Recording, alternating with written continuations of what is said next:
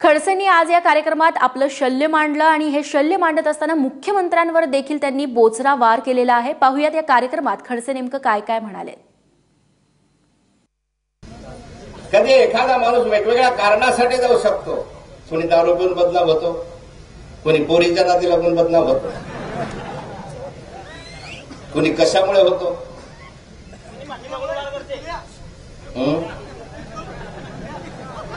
पण या ठिकाणी असं तर कोणतंही कारण नाही नाथाबोला काढण्याचं।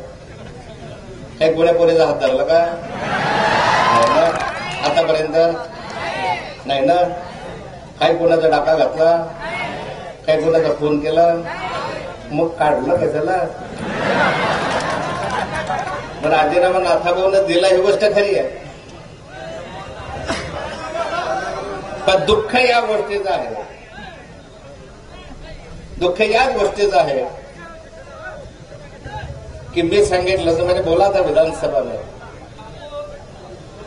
कि साला गैर खानदानी आदमी से जिसके खानदान का आता पता नहीं, ऐसे लोग ज्यांनी या ठिकाणी उभं आयुष्य घातलं त्या पक्षामध्ये,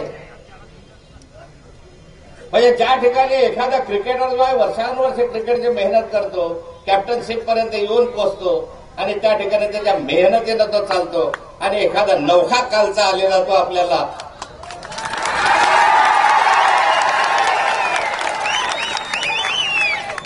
मला चिंता नाही आहे कोण मंत्री बनायचं का नाही, मला काय घेणं देणं नाही। आता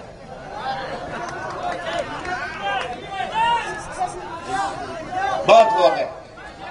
40 वर्ष भारतीय जनता पार्टीमधून तुम्ही मला काय निघाल माझ्या पक्षाने?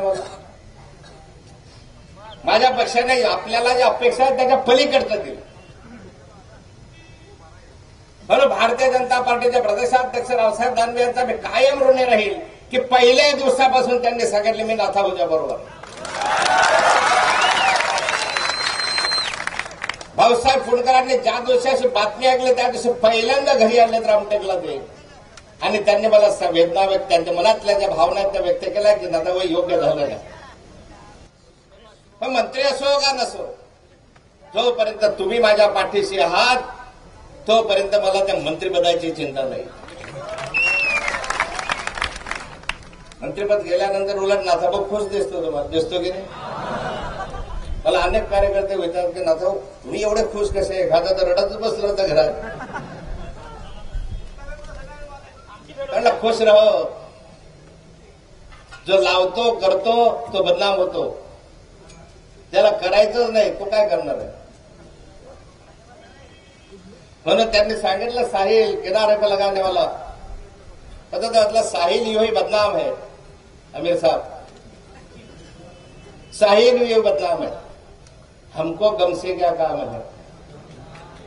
ये मुस्कुराती जिंदगी जिंदा दिली का नाम है।